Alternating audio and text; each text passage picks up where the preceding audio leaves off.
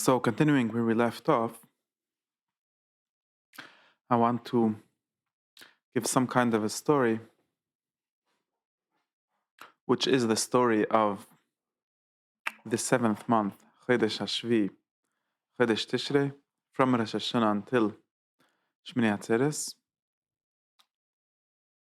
but in a way in which this is just a human story. It's a story of human beings, and a story of human beings as we can call partly divine beings, or human beings in relation with the divine, which turns out to be another way of saying the story of the divine in relation with human beings. And this is itself something that needs to be established and explained. So let us start with one point, a more simple point. Then I'll get to trying to explain how all of this turns out to be these two stories in one, or the same side, two sides of the same story. In other words, the reaching of humanity to God, the reaching of God to humanity, which in other words is the story of creation, the story of the world existing in itself.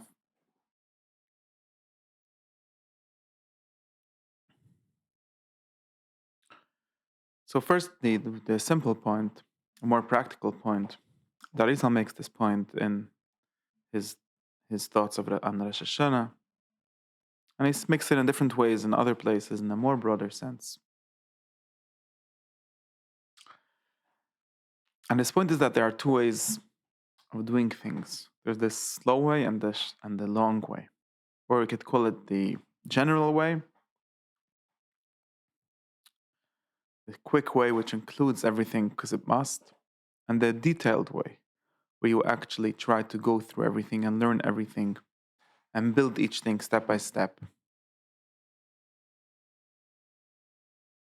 He has different and somewhat conflicting thoughts about the relationship between these two things. In other words,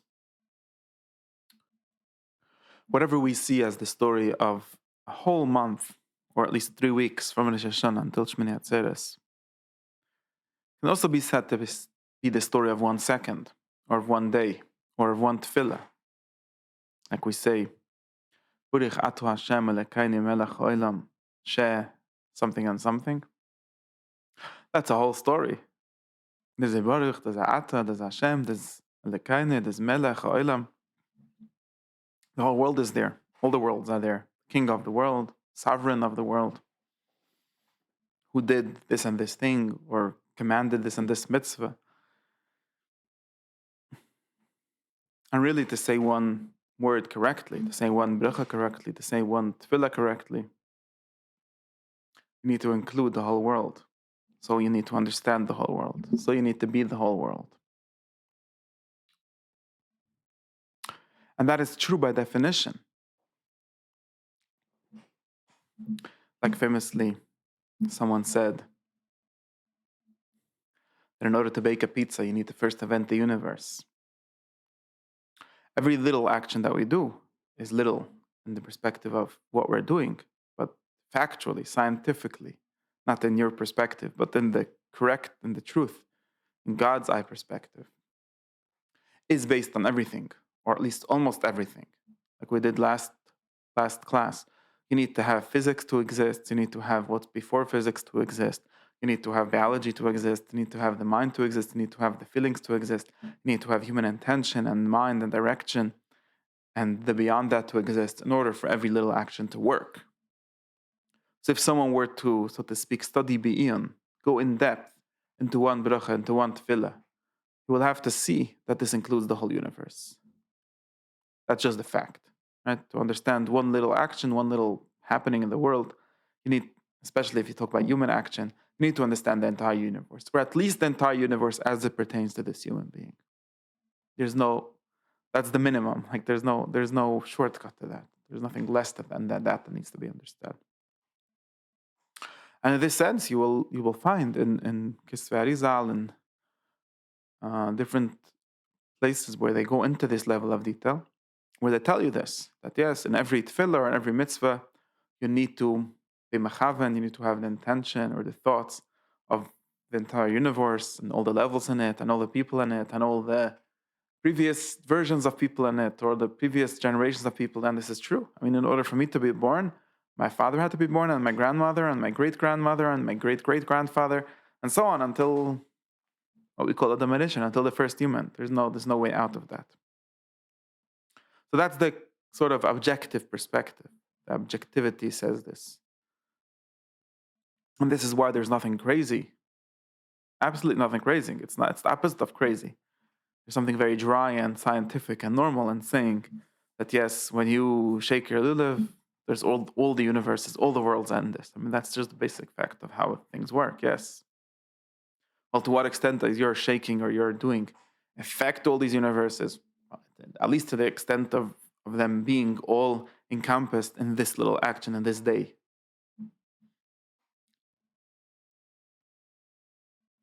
So that's the objective fact, whether you want to feel it or you want to have this like heroic view of things, like, wow, I'm moving all the worlds now, or not, or even the anti-heroic view of things, where I'm under the sovereignty of all the worlds, right? I'm below everything. Those are just two perspectives on things, and those are more of attitudes and feelings than the basic objective fact. The objective fact is that it has a connection with all the worlds. But this is not something humanly graspable. This is not something you can actually, or not in a direct, explicit way, experience and think in every action that you do. We're not meant to do that. I mean, I'm speaking on a computer, and even disregarding all the laws of physics and everything below that, just the little thing of me speaking into a microphone and to a camera and it becoming on the screen and getting recorded includes so many levels of human created technology that there's almost, or maybe no human being, it's the one human being that knows to explain all of that in detail. Many people have different levels of understanding. And that's fine, that's how it works. That's how the world is supposed to work. We rely on many things made for us and pre-built, and you have these ways in which different levels expose themselves to us so we could use them. I have an API interface towards different levels. So I have a button that can turn on my camera. And that's my kind of relationship with all the machinery and all the technology and all the code that stands behind that. That's the sort of correct way. It's the correct human way of living. And if, in some sense, if I would to think about what's going on in this little action that I'm doing, which is not little, and again, it's little in the kind of effect or in the kind of space that it takes up in the world, it's not little in the sense that it can't be disconnected from all the other levels of being. If it would be disconnected, it would stop existing, it would stop working. But to be conscious of that is something of an impossible task, or something of a beyond the human comprehension, something beyond the human ability to live in. I don't have enough hands, I don't have enough bandwidth in my mind, I don't have enough space in my heart, in my perception, to be even perceiving also the button and also the code that creates the button, and also the next level of code that interprets that code, and the next level until it gets to the hardware, until it gets to the electricity, comes somewhere from a power plant, and all the way down until the creation of the universe. I don't have the ability to do that. And probably if I would try to do that, I would be paralyzed just by the knowledge. This is one way in which knowledge and consciousness of everything that's going on is destructive to humans. It's overpowering or overwhelming.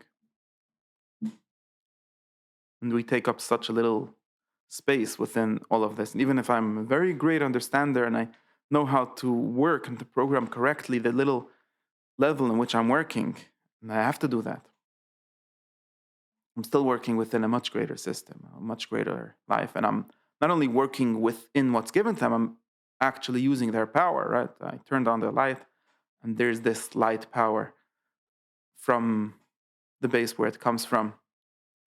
And I am controlling it. But all I understand, all my real perception right now is in this little light switch that I understand. And I understand the causal relationship. I put the light on and it turns on, I put it off, I turn it off. And I might be able to manage some more complicated machinery or some more complicated program or some more complicated action in the world, but that's all I am. That's all I'm getting at. And that's how it's supposed to be. So there's this, and this is a problem if you think about it, or you should worry or wonder about this. Like we always, humans always want to understand what we're doing. We always want to, and again, understanding means feeling in control or understanding the relationship we have with the different parts of the world we touch or that touch us. And there's some kind of predictability or some kind of relationship going on. And if you start thinking slightly deeper, slightly one tiny level beyond, you start realizing that you're all the time touching powers that you don't understand, that you don't really get, that you don't really have control over. You're being shepherded into this idea that you turn on the light switch and the light turns on, and there is this whole universe of people who've created the electricity grid and have created the ways in which circuits work, and there's code, how do you call them, industries, and that decide how this should correct way it should be, and there's laws about this, and there's inspectors, and there's all this, and you don't have the power over all of that levels, although in some way you do, right? When you turn on the switch, you're causing or opening this electricity flow between that and everything that comes before that. And it's very useful to you. But you're not consciously, you're not living in all those levels in your attention consciously. That's not possible. And just thinking about that is sometimes very overwhelming for people, very scary, very, you get lost in that. You lose your sense of what you are. You lose your sense of what you're doing if you think too many levels beyond where you're actually existing, where you're actually working. And the same is true, or even more true, or we have to notice this importantly when we think of the human level of things, human world. Right? There's these worlds, and like people like engineers or scientists often feel more comfortable in the machine or the very predictable intellectual world. But the human world is also, and there's all these buttons that are exposed to us. Like if I smile to someone, they smile back. And if I scream at them, they might scream back or become afraid or become scared or become insulted. And these are all only small light switches that are exposed to us from the vast machinery, or shouldn't call it machinery, the vast soul machinery, or the vast existence, which is to mean a human being, to be another human being. And it's the same for ourselves as it is for others, right? We sort of control ourselves in these very slight ways. Like if I think of myself emotionally, even if I think of myself physically, right? If I drink, I'm not dehydrated and I give water to my body, but I don't really it's not transparent to me how the body works with all of this water that I'm giving it. It's not transparent to me what this really means that I drink and I'm not thirsty anymore. And again, if it would become transparent to me, it's not clear that would be a good thing to me, or at least there's something overwhelming with thinking about that. And then you realize how much you're given or you're under the influence of all these systems and all these parts of yourself. And it's even more so emotionally, it's even more so intellectually, it's even more so you think of things that you think are beyond intellectually. We have these tiny little buttons, tiny little control surfaces that are exposed to us. You know, I think I know from experience that if I'll sleep enough, I'll have some kind of presence of mind to think. Or I think I know from experience that if I'll think specific kind of thoughts, or if I'll read certain books or certain kind of books, or do certain kind of actions or that are directed towards creating certain states of mind or towards creating certain feelings towards myself, towards others, towards the universe, towards God, that might happen. But I'm not really in control of all of that. And I barely understand most people, and this is where what was called understanding humanity, right? Called this emotional intelligence or human intelligence, instead understanding humanity and how to work with them. And the levels of understanding vary greatly between different humans.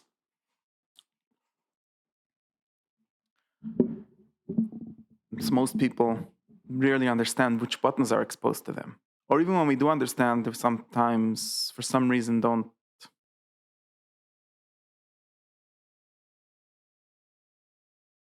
we don't care to use them, or don't have enough understanding of ourself, something known as self-control, which is another one of the great mysteries of life. What is this thing called self-control?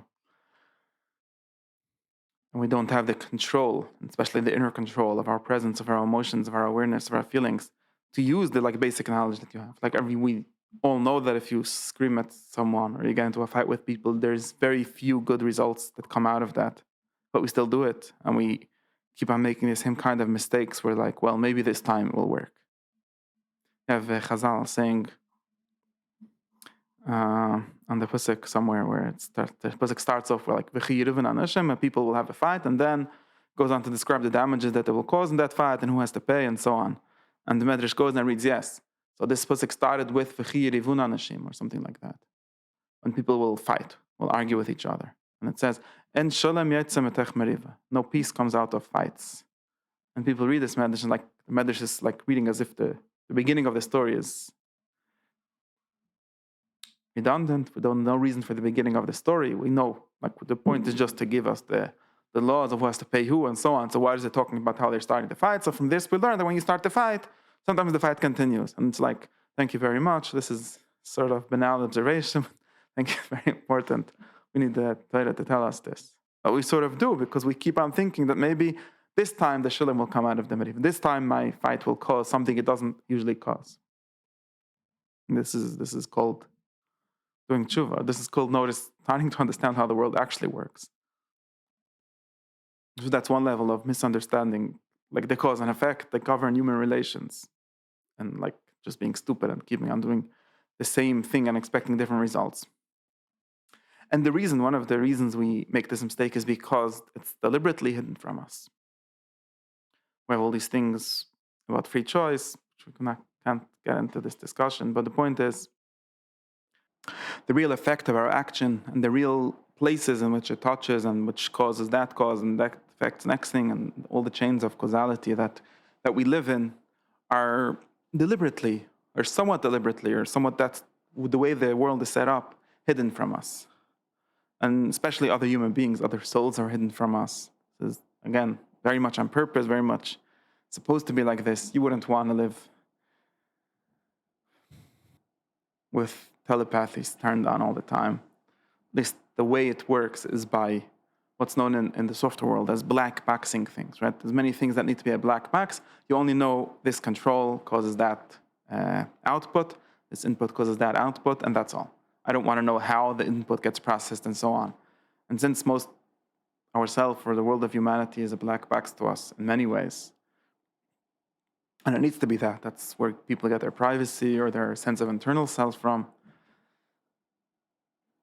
It becomes sometimes very hard to follow. And if you would really see how you're affecting every yourself and others all the time, you would probably be overwhelmed in all the levels. And you have to take into account, people's, like the Freudians say, his life from birth until now, or then McQuillan would say some from the previous births and all his previous incarnations, and who knows what you have to take into control. And these, and when we talk about this, and we can start wondering what does it mean, and to what extent are they Gilgulim, and well, what did this person say about this, and all kind of theological and philosophical and metaphysical discussions. But the true and the intuition or the revelatory point being made here is that the chains of causality that we live in, that we're enmeshed in, are much more complex than what we can see. And they obviously are. I mean, the reason, and this is like Mekabbalim use Gilgulim in this way sometimes, the reason why, if you ask why only twice, too many times, and most of us only ask one level of why, but if you do it twice or one more time, and why that, and you seem to be at loss of explanation, there seems to be mechanisms, there seems to be entire orders of causality, and there's some kind of order in this. Some people have this kind of problem, some people have that kind of problem. Sometimes I have this kind of problem. Sometimes I can understand certain kind of things, sometimes I can't. Some people can understand certain kind of things, and some people can't. All of these things need explanation. And need explanation not only in the intellectual sense, need explanation to be able to work with, right? If you want to fulfill your humanity, your potential as a human being, you need to understand where it comes from and what it's from and how to work with it. And it's pretty obvious to anyone that starts thinking that there are hidden causes in this system that we don't know. So you say, in order to understand a human being, you need to understand all his previous Gilgulim. What does that mean, or how we're going to find the theory, or what we're going to do with it? That's a very serious question of details. But the general question, the general idea of how we can do this, of how there are all these levels, and they're hidden levels, and I'm purposely hidden, is a true, very true thought. And like a scientific thought, it's not, like I'm saying, it's actually the objective way of looking at things. It's the sort of God's eye view way of looking about things. And the human subjective view is always going to be extremely limited and limited on purpose. The universe or God, the previous levels don't always want to expose themselves to us, or they only expose themselves to us when you ask nicely, or in other words, when you know what to do with it. You shouldn't, you have all these, you go in your machine in your car and you open one too many doors and there's a big red sign, don't open this, you're going to electrocute yourself unless you know what you're doing. That's how the soul looks. That's how the human world looks. That's how all the worlds look. They all have these kind of signs. And they're all meant for us to only interact with the parts of them that they want us to interact with, or the ways in which we're given to control them and to interact with them. So now, what all this means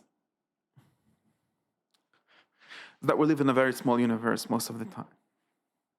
And very far from the truth, very far from understanding ourselves, very far from understanding where we're coming from and where we're going and what is all this for. Because of this fundamental human limitation,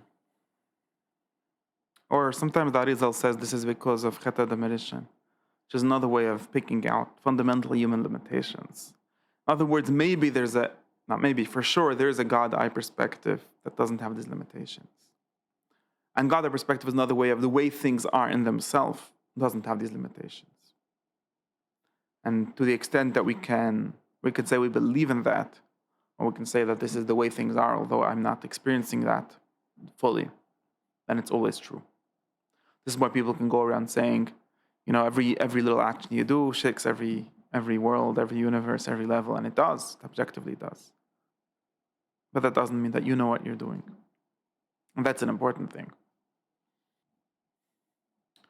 Because one way of saying this is most human fulfillments, what's called tikkunim, right? Tikkun, the fulfillment of the cause, of the idea, of the potential of being a human. Mostly, not always, are some things that just happen by themselves, but mostly, or at least in the best way, only happen through knowledge. And knowledge in every sense of knowledge. Knowledge doesn't need to mean only word knowledge. There can be bodily knowledge, there can be emotional knowledge, there can be cognition in the sense of being part of a bigger system, all of these things. But the way that humans work, and possibly not only humans, or probably not only humans, but the way in which more complex systems work, anything more complex than, it's just a switch, it works through understanding its place in the system. And to the extent that it's given to understand that. And through understanding the greater system, you can start controlling the greater system and start really affecting that and start really fulfilling that. And again, going back to this limited slice of reality which we can observe. When we start thinking about things in the most general terms, we say, well, we're never going to understand everything, yes. But thinking of this slice of things that we can understand and observe, there are strategies for creating understanding, for creating insight in a very slow and piecemeal way, a very deliberate, cut-up way of each step separately. And then we can come back, and then when we're just alive, that every moment of being alive is living all these systems at once. But then we can do all of that with more knowledge, or with more intention, or with more connection. And this is true in every discipline. And it's also true for the greatest discipline, which is the discipline of understanding how everything fits together.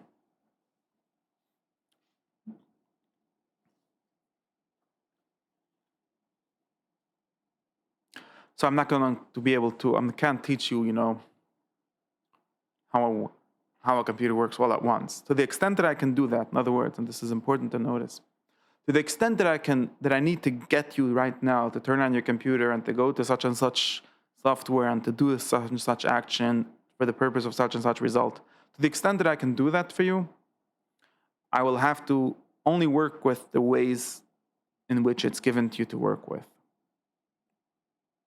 And this is what people usually do when they do things called musar or sardis. In other words, let's say there's this action, it's called putting on tefillin. I'm not going to teach you how to make the tefillin. I'm not going to write it now. I'm not going to explain what all the words in it mean, or where they come from, and what they're for. But I'm going to maybe turn you on a little bit. Try to tell you this is a mitzvah, which is a very general term. It means all these things put together. Try to tell you that this, can somewhat enlighten you, somewhat give you some spiritual feeling, all kind of things like that. And all of that is sort of connecting you in the most broad sense to this whole system that already is set up and works. And then you just need to plug yourself in, so I'm going to invite you to plug yourself in.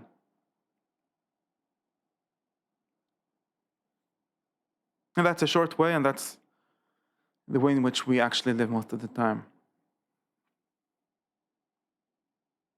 But in order to gain a real understanding, what I'm going to have to do is take things apart. Wow, and taking things apart is a dangerous task, and all of that problems. But I'm going to have to take things apart. I'm going to go very slowly. I'm going to have to teach you line by line, part by part. You'll have to focus on one level at a time, one aspect of it at a time. Maybe I could spend, and human lifetimes are extremely limited relative to what needs to be done. This is, again, part of the fundamental limitations of human life. And this is why, this is, again, Arizal's interpretation of these stories. This is why we have these stories of the ancient people, primordial people, living for 1,000 years. And 1,000 years is not enough. But we have this ideal image of eternal life, eternal human life, or at least 1,000-year lifespans. And the reason for this story is because we understand the need for that. We understand the need to start to understand what it means to wake up in the morning and say Moeda'an. It takes probably 500 years. And since we only get these 20, 30 years of adult life to work with, 50 years if you're very lucky, you're going to end up with a very small perspective. But this is the reality we live in, and this is why we have some sort of division of labor between generations. This is why we get so obsessed with the continuity between generations, preserving knowledge, preserving practice, because these are all things that someone has already figured out, and I don't have time in my life to figure it out myself. I need to go on to the next little piece. So this is in the story of creation. This Arizal has one story where he says that if not for the Chet admonition, in other words, if not for human beings being sort of in this fallen state, in this partial state, in the state of being able to see only one thing, one part of one thing at a time, we're able to do that, in other words, fulfill the potential of the whole universe in one day. But since it was the Chet, it takes 6,000 years, which is his way of saying all the generations in the world, right? According to the saying that the world takes 6,000 years, it needs all of that time. In other words, we split up the task of being one human being amongst millions, and who knows how many billions of human beings that ever existed. And each one is going to try to do one. And this is why we have these institutions.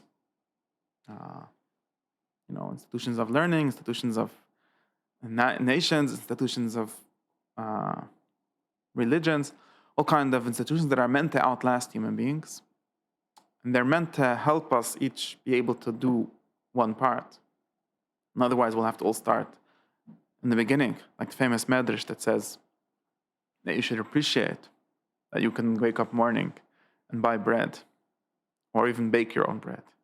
And imagine Adam Rishon needing to plant his bread and figure out what to plant. And these are things that took humanity thousands or tens of thousands of years or more to figure out each detail of them. If you read Pashas Bereshis, you find these stories.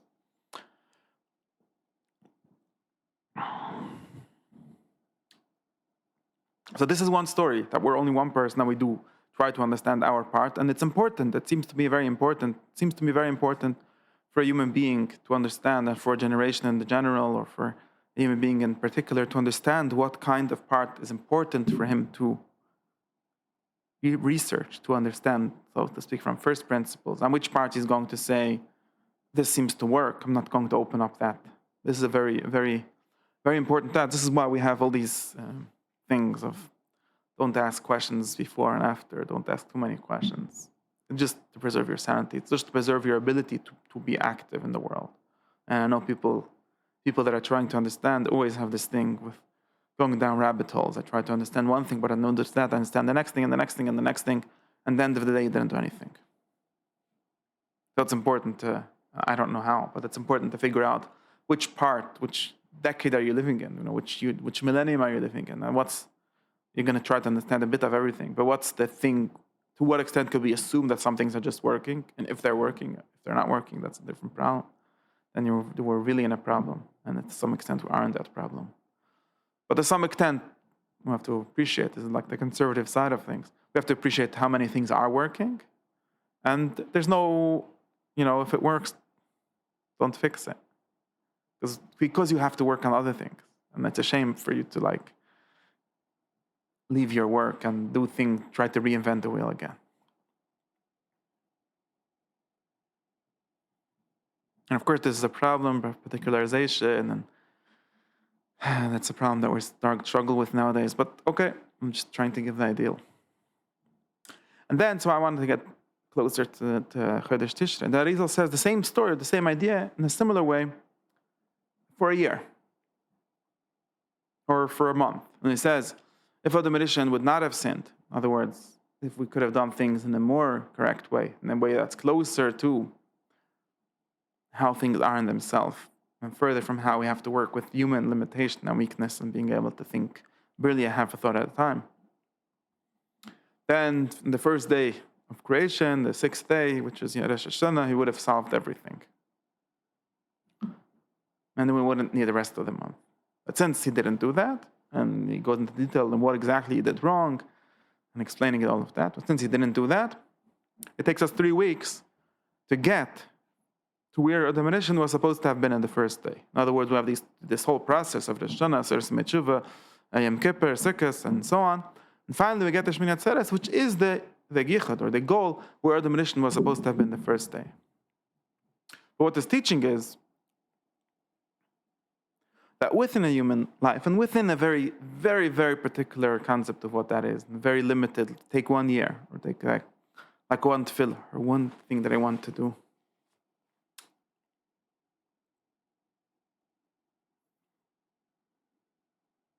There is a way of doing things where you take each part separately. And that is the way after the chet, after agreeing that we're not the human as he is in itself, we're the human as he's trying to live out himself through time. After agreeing that we're that, instead of doing everything at once, everything to work at once, we're going to work at one little part at a time, one very small part at a time. And this is why I think of Chodesh Tishrei, or really any time that a person is going to take for himself an extended period of time, in other words, longer than it would have taken in a regular day where you're sort of working with a machine that's already pre-built, but you're trying to build a machine. What it is a great slowing down of time.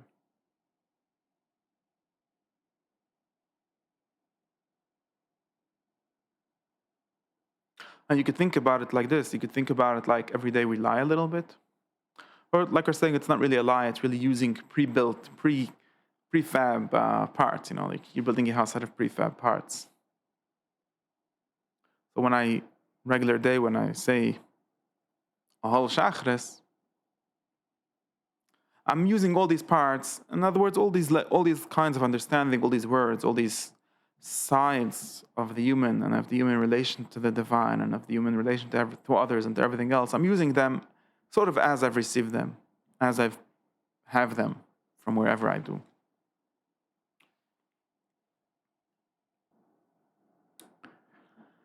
And then in a certain sense, you could say I'm sort of lying because I don't really mean Moida'ani when I say Moida'ani. I don't really mean Shma Kalayni when I say Shma Kalayni. Actually, I think that I do mean usually. But I don't really mean most of the things that I say. I mean sort of in the pre-built way.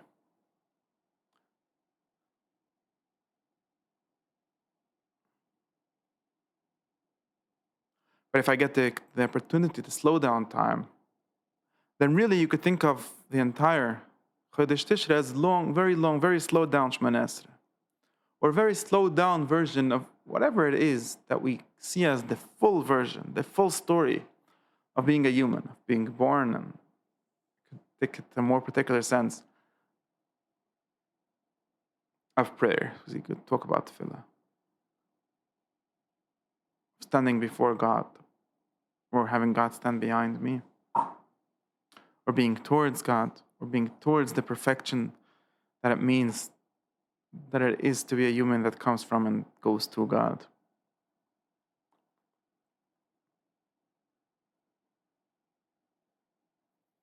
And we slow it down. And one thing that means is I'm not going to say today anything. We're not going to do anything before it's true. This is why, in a very explicit way, there's people in the way that Rashash taught the way of doing Kavanas of Tishrei. He said, you're going to do on Rosh Hashanah, you're only going to do the Kavanah of the first bracha, of the first part of the first bracha of Shemona Esrei, and then we're going to do nothing from then until Yom Kippur, however exactly it works. Really until Shmini Atzeres, you don't do any Kavanas besides for these Kavanas of the mitzvahs of fasting on Yom Kippur and doing the tefillas of Yom Kippur and doing the lulav and the sukkah and all of those things. And of course, he sort of gets stuck because in reality, you still need to do all these things, at least according to the regular halacha. So you need to get into like just the detail of the detail and blah, blah, blah, blah, blah. But I think of the idea right now. And the idea is in terms of the inner work or in terms of the inner explanation of what all these things are, is that this is a great slowdown. And it's like we're not going to rely. This is why there's a sense of newness and where all this starts from Rosh Hashanah, from it being a new year. Not going to rely on what I thought God means last year. Not going to rely on what I thought Tshuva means last year. Not going to rely on what I thought praising God means, what I thought, in Tefillah we have, according to the Pshat, as it says in Brachas, there's these three levels. We have praise, request, bakasha, and then thanks. Those are the three.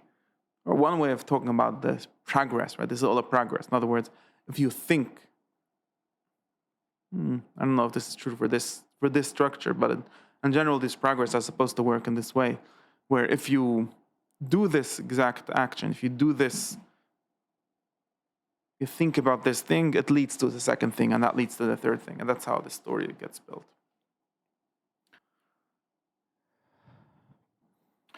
So what we have in Tishrei is the slowing down of everything. So we're going to do the first bracha of Shemona Esrei one day, and the second the next day, and the third the next day, and so on. And this is a practice which is not only for these days, it's a way in which you can.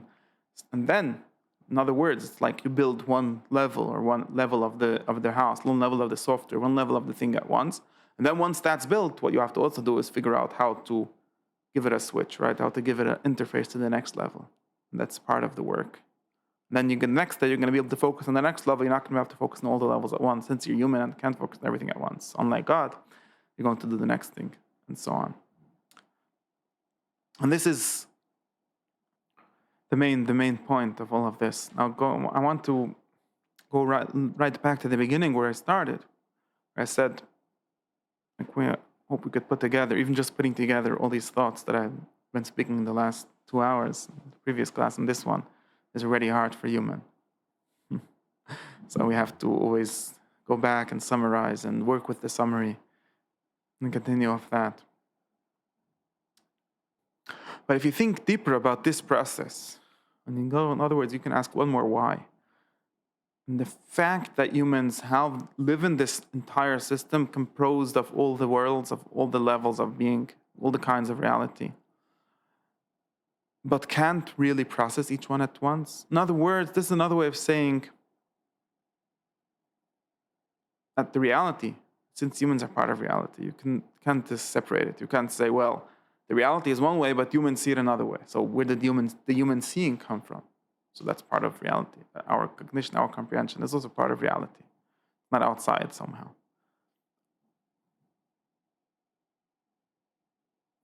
And this is another one of the great insights. You know what we mean when we say the man is made b'tselem Elohim, in the image of God, or in the image of all of reality, in the microcosm. Since we have, and in other words, we are ourselves. I have to remember, we are ourselves. It's not that when we talk about the reality itself being built out of all these parts and working all together, all in one oneness, and then we speak about us being able to work only one thing at a time. These are both things that we understand. We understand the one being sort of beyond our ability to work on in a conscious and direct way each time, but we do live in that world. We do work with that world. So it's not entirely disconnected. So it's both, we could speak of the same thing from both directions. Both the human perspective is not really limited to the human perspective. Because we've pretty well grasped, we pretty well understand that just because it took me 7 years to write a book doesn't mean that the book is 7 years long, right? That's what humans do. They write books in 7 years, and then the book takes 50 minutes to read, hopefully. In some sense, it's a 7-year-long book. If you want to go through all the thoughts that the author had and all the life experience that he had to have to make it. In another sense, it's a 15-minute book. Or in another sense, if it's a coherent book, if it says something about reality, it's a less than 1 second book, or it's a beyond time book. It's just about a certain structure of reality or a certain part of relationships between one thing and the other, and it just happens instantaneously, not even in time, right? So both of these perspectives turn out to be true, and both of these turn out to be part of how the world works, really, part of how the world really is. And we could actually think of creation, of the universe itself, having this sort of aspect of all at once and the aspect of one thing at a time. And we could even think of creation in the sense of the universe being, beginning to exist, sort of. In other words, having a order of its existence. And its order of existence is God, right? That's what we say. God created the universe, or it comes from him. And this coming can be said in another way to be the exact mirror of what we just said. This world coming from God, being created by God. This is why we have this story of God creating the world in 6 days. And we have the famous question from the Mishnah, so why did God need 6 days to build the world? And we know, like from science and other ways of human endeavoring to understand themselves, that it's really a lot longer than 6 days. And there's really this question, like the entire unfolding of all of evolution and all of the things, however long, if you go back to the physical levels, to get to where we are. And maybe this is not even the final stop. Maybe nobody knows where it needs to go to. It works now at every moment. It works directly. And another aspect that takes all these millions and billions and years to happen. And when it happens, at least this is how we see it, happening according to some kind of structure, according to some kind of plan. There's some kind of coherence in it.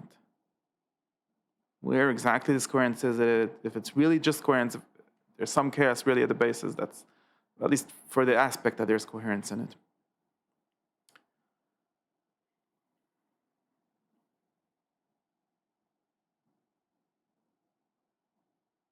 So we can see how, if someone says the world was created in 1 second or in less than a second, he's right. Because that's how things are, sort of we could call this like the first step, or in the mind of God, in God's eye view of things, in the sort of objective, timeless view of things. Or we could be inside of the world and say it takes this long, long time. And for human beings to even arrive at the timeless understanding takes a very long time. And we didn't get to it yet, right? We don't have a full finished science of anything, really. Especially not of human beings. And especially not of God.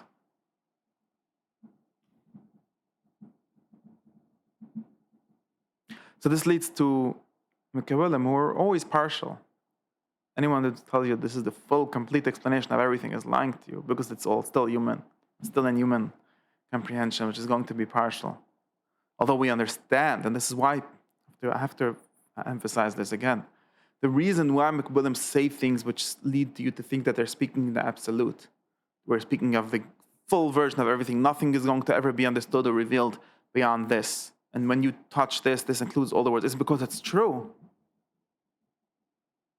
Because the world that we're living in, you moving your little finger, is moving everything since the Big Bang until now. And on every level and on every way of understanding. That doesn't mean that you have the full understanding. And it doesn't even mean that if I ask you to describe everything that had to happen until that, or everything that's moving when you move this, that you're going to give a full description. You might give 2 levels of description, or 10, or 10,000, or 100,000, and still not be full. What we try to get is more general understanding that somehow include everything by some way, and so on. So in one sense, it's true when they say this is the description of the absolute timeless truth. But it always has to be true that this is being processed by human beings who live in time. And this being processed, and then we speak about that as revelation, or as the unfolding of the timeless being. Because that's what it is. Just like when I take 7 years to write a book, that's really about 1 minute, in search of lost time. It's really just about 5 minutes of experience.